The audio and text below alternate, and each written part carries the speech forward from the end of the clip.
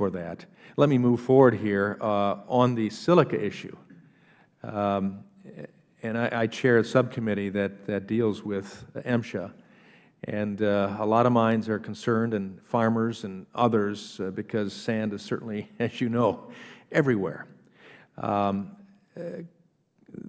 Currently, OIRA is reviewing OSHA's proposed changes to the silica standard. This proposal has been under review for almost 6 months, and I appreciate the fact that it is still under review and has not come out. Because if it were to come out, there's some significant concerns on my part. On August 18th, 2011, I copied OMB on a letter asking OSHA to publish an advance notice of proposal rulemaking in order to allow for stakeholders to understand what changes are being contemplated. I await that response. In that letter, I noted that the cost estimated of lowering this standard would be between $3 to $5 billion by a small business panel in 2003 that looked into it.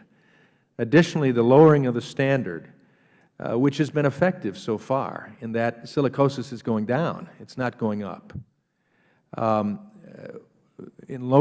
lowering of the standard by half, which is what many in the affected industries are expecting, would effectively lower the limit to be virtually impossible to enforce. Can you explain how OIRA is reviewing the proposed regulation and its impact on job creation? Yes, I'm pleased to do that. I should avoid discussing the details of the particular rule under review, but I can tell you some general principles that bear on all rules. The first is conformity to law. That's our #1 priority. That's the foundation. And there are requirements in the Occupational Safety and Health Act, including feasibility requirements that would be relevant to any OSHA rule and many other agencies' rules which have a feasibility or achievability constraint built into the law. Apart from the law, there's the executive order, which requires quantification to the extent feasible of all costs and benefits. That bears on the rules discussed earlier, as well as this one.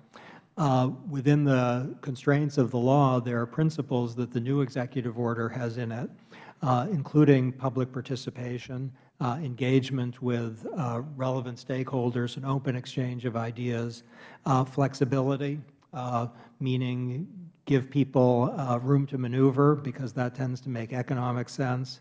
It also promotes freedom. That's in our executive order. So the law would be the first requirement. Our executive order would set the second level of details for analysis.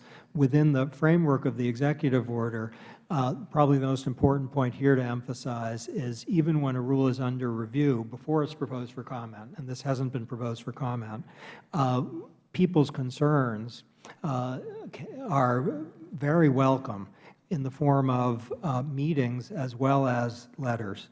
So we have had a number of meeting requests on this one in which relevant information has been provided, and that definitely plays a role in the review process. I thank the gentleman.